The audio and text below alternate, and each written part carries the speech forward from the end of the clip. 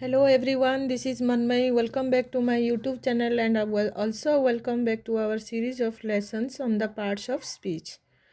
This lesson is all about conjunctions, right? In this lesson, I will teach you the different types of conjunctions that we have in English grammar.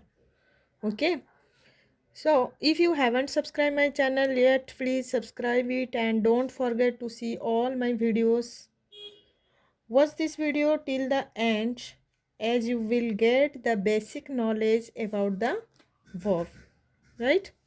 तो जो भी आप देख रहे हो, अगर मेरे चैनल को सब्सक्राइब नहीं किए हो अभी तक तो प्लीज़ इसको सब्सक्राइब कीजिए. Do subscribe the video for regular videos about the course.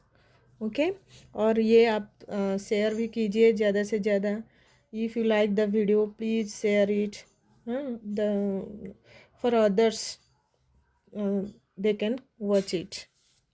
Okay, so पहले हम देखेंगे कंजक्शन क्या है. What is a conjunction?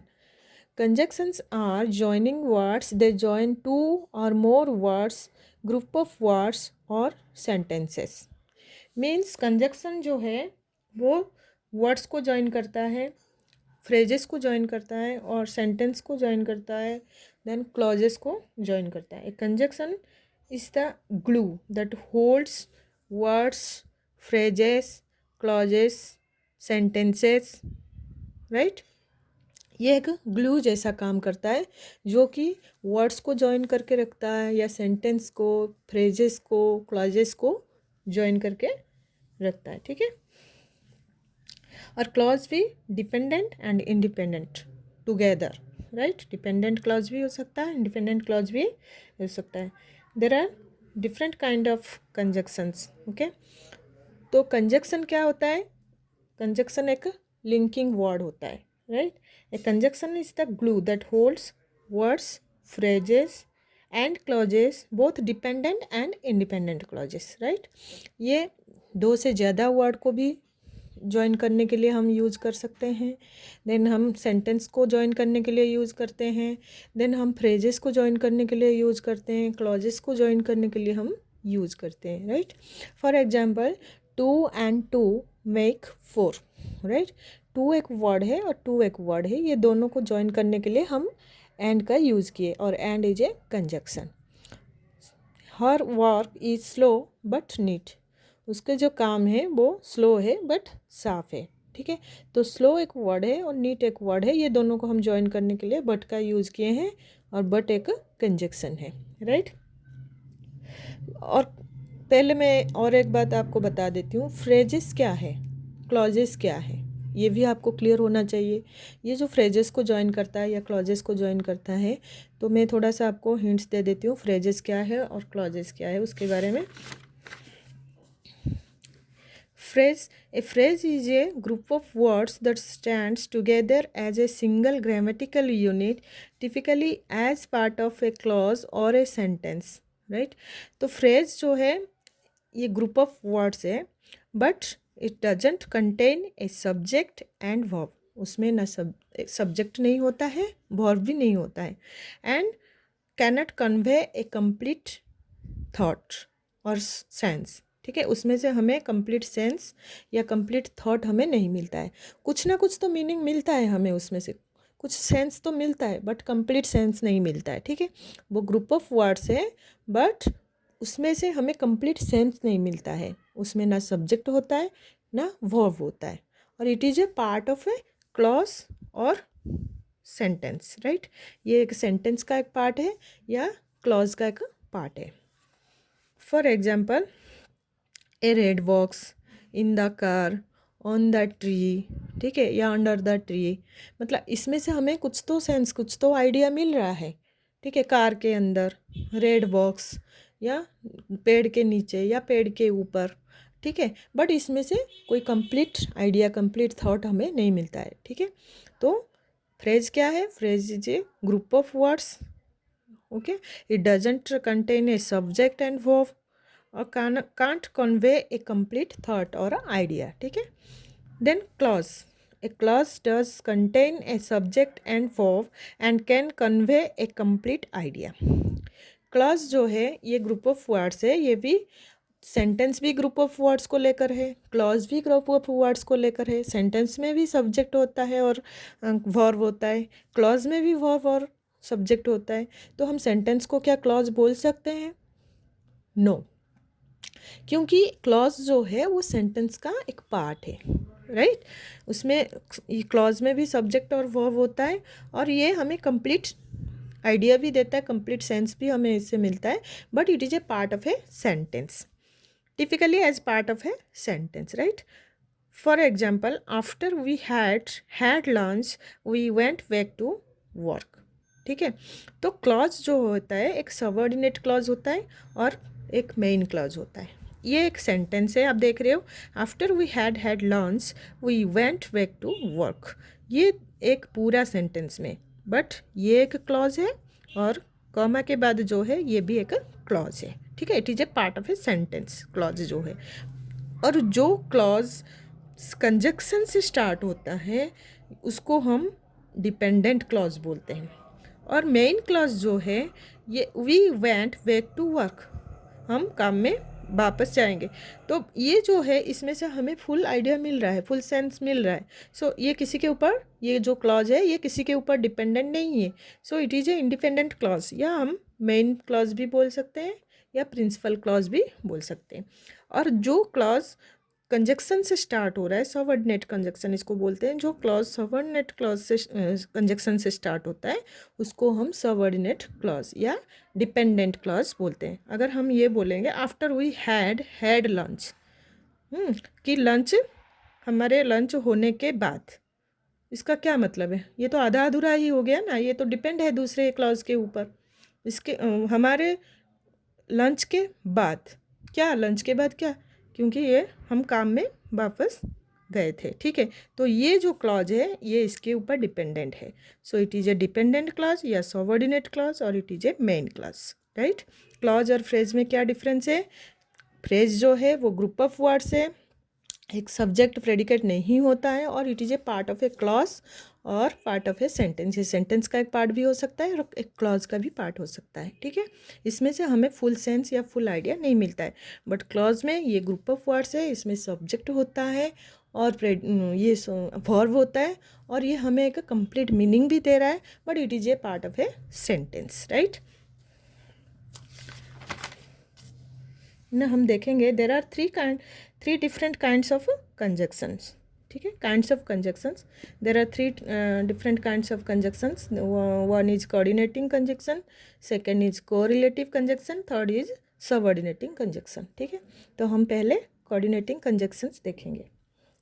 Coordinating conjunctions are used to join two parts of a sentence that are grammatically equal. The two parts may be single words or clauses. ठीक है, coordinating conjunction जो है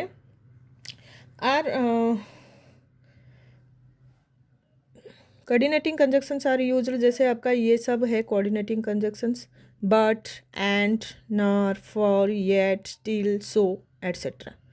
these are all the coordinating conjunction. Coordinating conjunction जो है वो एक word का भी हो सकता है। ठीक है, और ये क्या दिया है, coordinating conjunctions are use to join two parts of a sentence.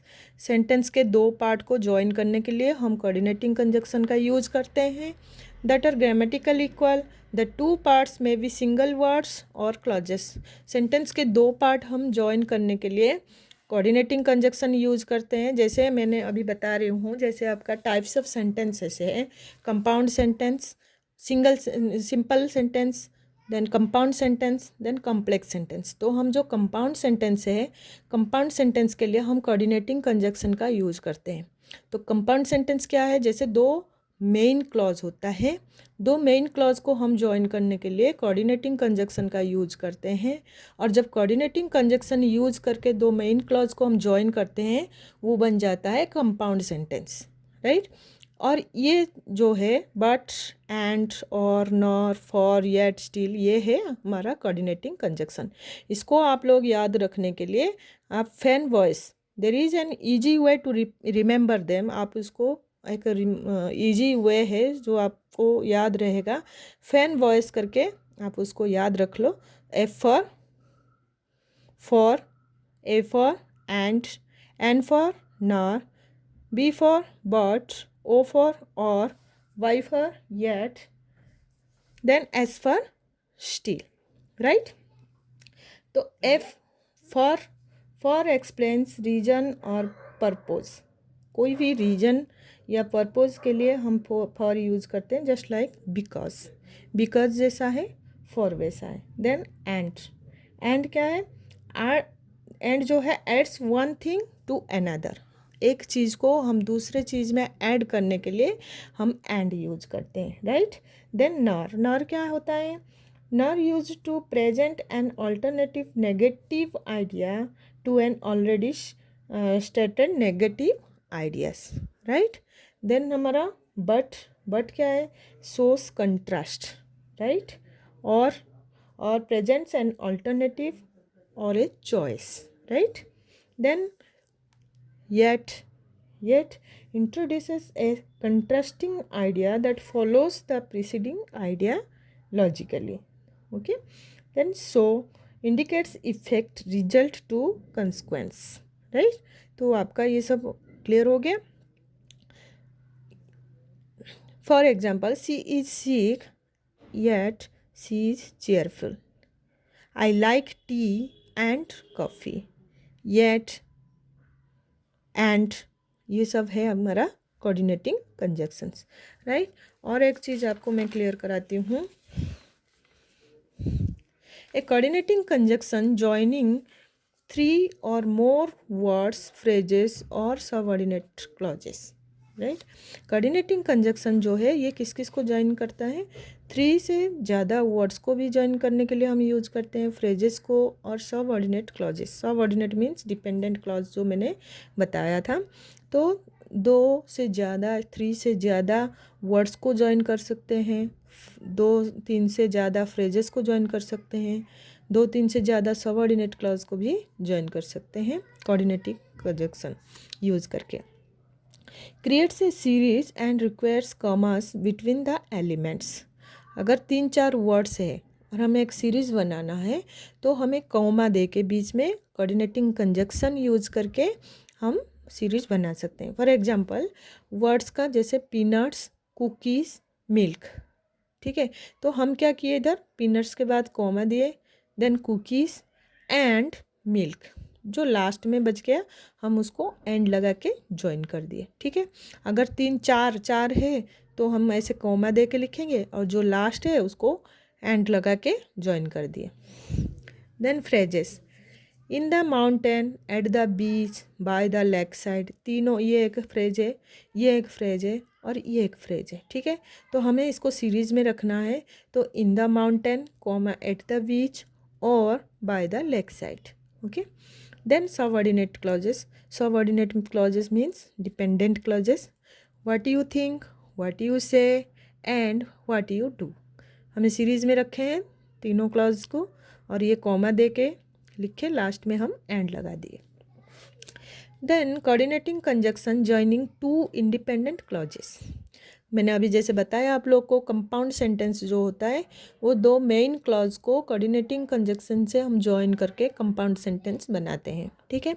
Compound sentence में 2 मेन क्लॉज होता है, उसको हम कोऑर्डिनेटिंग कंजक्शन यूज करते हैं, जॉइन करते हैं. creates a compound sentence and requires a comma before the coordinating conjunction. और जब हम 2 मेन क्लॉज को कोऑर्डिनेटिंग कंजक्शन यूज़ करके ज्वाइन करते हैं और वो कंपाउंड सेंटेंस बन जाता है, तब हम कॉमा दे के कोऑर्डिनेटिंग कंजक्शन का यूज करते हैं. For example, Tom at all the peanuts. Tom जो है सारे पीनट खा लिया था, ये एक मेन क्लॉज है क्योंकि इसमें से हमें फुल मीनिंग मिलता है. So Phil ate the cookies, इसमें कॉमा दिया, फिर सो जो है कोऑर्डिनेटिंग कंजक्शन है, then Phil ate the cookies, ये भी एक मेन क्लॉज है, मीन्स ये किसी के ऊपर डिपेंडेंट नहीं है, इसलिए फिल ने जो कुकीज़ खा लिया था.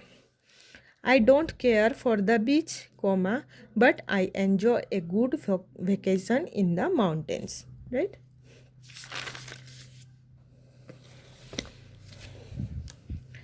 Coordinating conjunctions always come between the words or clauses that they join. Coordinating conjunction जो है वो हमेशा वर्ड्स के, जब हम वर्ड्स को जॉइन करते हैं या फ्रेजेस को या क्लॉजेस को, तो उसके बीच में हम यूज करते हैं। When a coordinating conjunction joins independent clauses it is always correct to place a comma before the conjunction. अभी जैसे मैंने पहले बताया, अगर दो मेन क्लॉज को हम कोऑर्डिनेटिंग कंजक्शन से जॉइन करते हैं तो कंजक्शन से पहले हम कॉमा यूज करते हैं। I want to work as an interpreter in the future, ये एक मेन क्लॉज है, comma so I am studying Russian at university, ये भी एक मेन क्लॉज है। और हम कंजक्शन, कोऑर्डिनेटिंग कंजक्शन यूज करके इसको एक सेंटेंस बनाए, जो कि इसको हम कंपाउंड सेंटेंस बोलते हैं। If the independent clauses are short and well balanced a comma is not really essential, अगर दोनों इंडिपेंडेंट क्लॉज छोटा है और प्रॉपर बैलेंस्ड में है तो अगर हम कॉमा यूज़ नहीं करेंगे तो भी चलेगा। Then second, correlative conjunctions, right. Correlative conjunctions correlate working in pairs to join phrases or words that carry equal importance within a sentence। Correlative conjunction जो है वो पेयर में काम करते हैं या पेयर में हम यूज़ करते हैं और दोनों का इम्पोर्टेंस जो है सेंटेंस में इक्वल रहता है, ठीक है। For example both and, not only but also, either और, नेदर नॉर एट्सेट्रा, ये सब हम पेयर में यूज़ करते हैं। बोथ के पास बोथ एंड दोनों यूज़ करते हैं, not only but also, either और, ये पेयर में यूज होता है और दोनों का इक्वल इम्पोर्टेंस सेंटेंस में रहता है। For example not only is she smart but also the president, ठीक है। तो नॉट ओनली और बट ऑल्सो का दोनों का इम्पोर्टेंट सेंटेंस में रहता है। These pairs of conjunctions require equal structures after each one, ठीक है। जब हम ये पेयर, ये वाला कंजक्शन, कोरिलेटिव कंजक्शन यूज़ करते हैं तो पेयर जो होता है, जैसे बोथ एंड हुआ तो बोथ के बाद जो वर्ड्स रहेगा एंड के बाद सेम स्ट्रक्चर रहेगा सेंटेंस में, ठीक है। For example Clara not only wants money but also wants fame, ठीक है। ऐसा नहीं कि Clara not only wants money but also fame, तो वो गलत है। इधर जो स्ट्रक्चर रहेगा इधर भी वही स्ट्रक्चर रहेगा, ठीक है। तो कोरिलेटिव में पेयर में हम जो यूज़ करते हैं वो हुआ सारे correlative conjunctions, both and, not only but also, either और, नेदर नॉर, राइट। और दोनों का इम्पोर्टेंस इक्वल रहता है सेंटेंस में और स्ट्रक्चर जो है उसका सेम रहता है। Then subordinating conjunctions, right? Subordinating conjunctions are those that introduce subordinate clauses and join them to main clause. Subordinating conjunctions are those, subordinating conjunction वो है that introduce subordinate clauses and join them to main clause। ये जो है subordinate clause से पहले use होता है and ये मेन क्लॉज से जॉइन होता है,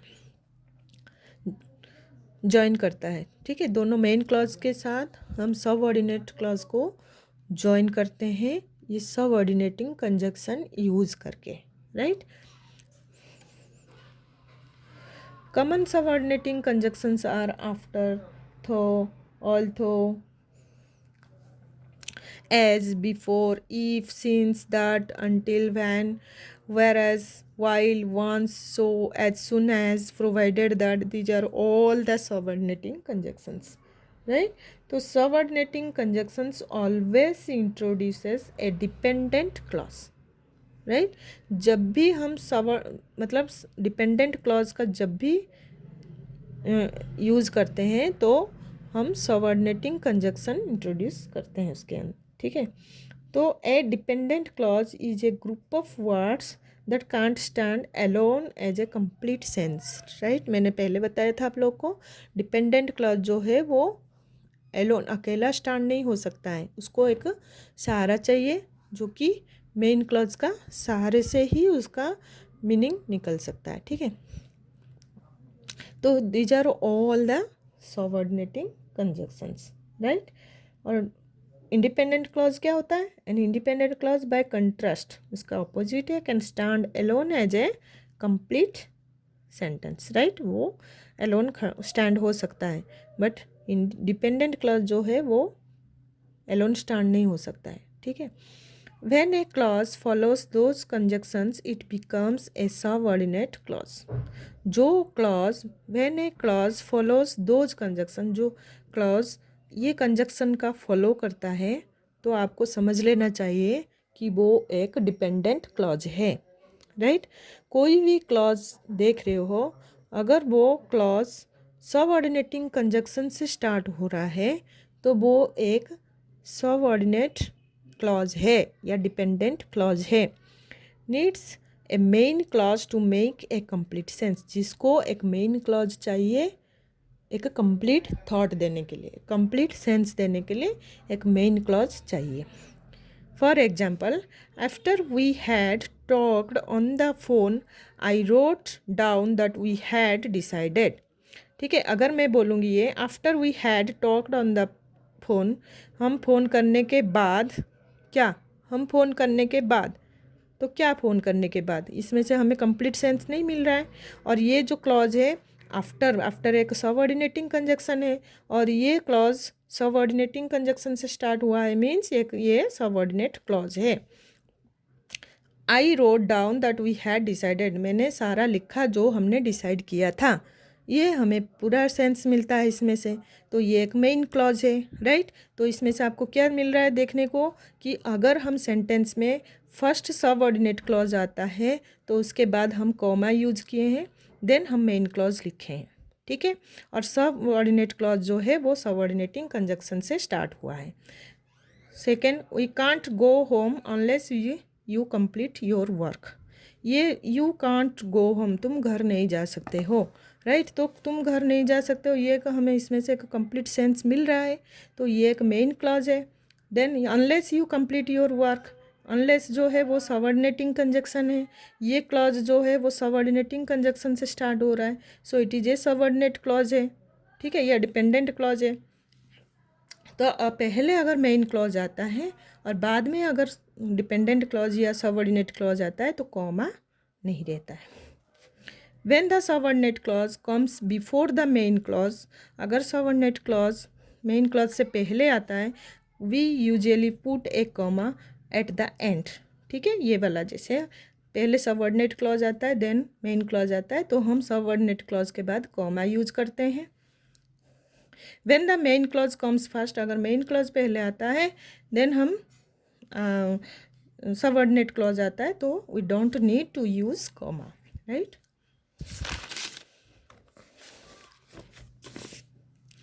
Some subordinating conjunctions consist of more than one word, कुछ subordinating conjunctions जो है one word से ज़्यादा है, as long as soon as, except that, in order that, so as to, provided that, ये एक word से ज़्यादा है, ठीक है। तो कुछ सबऑर्डिनेटिंग कंजक्शंस जो है एक वर्ड से ज़्यादा भी है। As long as the waves are high enough we can go surfing, as long as ये एक सबऑर्डिनेटिंग कंजक्शन है जो कि more than one word, right. Some subordinating conjunctions में बी मॉडिफाइड बाय एडवर्ब्स, कुछ सबऑर्डिनेटिंग कंजक्शंस जो है वो एडवर्ब से मॉडिफाइड है। For example, just whenever, since, only, if, just as, simply, because, right before, right. The phone rang just when I had gone to bed, the phone rang just, मैंने जब bed में गया था तभी just phone ring हुआ था, ठीक है। तो rang just when, राइट। तो जो जस्ट वैन हुआ ये किसको मॉडिफाई किया, जस्ट जो है वो वैन को मॉडिफाई किया है, ठीक है। I had gone to bed, तो कुछ सबऑर्डिनेटिंग कंजक्शंस जो है वो एडवर्ब से मॉडिफाइड है, ठीक है। Rang just when I had gone to bed, तो कुछ सबऑर्डिनेटिंग कंजक्शंस जो है वो एडवर्ब से मॉडिफाइड है। ये these are all the subordinating conjunctions which are modified by adverbs, right. अगर आपको ये वीडियो पसंद आया तो प्लीज़ इसको लाइक कीजिए, Thank you for watching the video. You have any questions and suggestions तो कमेंट बॉक्स में आप उसको डाल सकते हो। और पार्ट्स ऑफ स्पीच में से और दूसरे जो भी है, जो भी मैंने वीडियो बनाई हूँ, वो ऑलरेडी डिस्क्रिप्शन में उसका लिंक दिया गया है। अगर आपने नहीं देखा है तो वो लिंक में जाकर आप देख सकते हो। Thank you.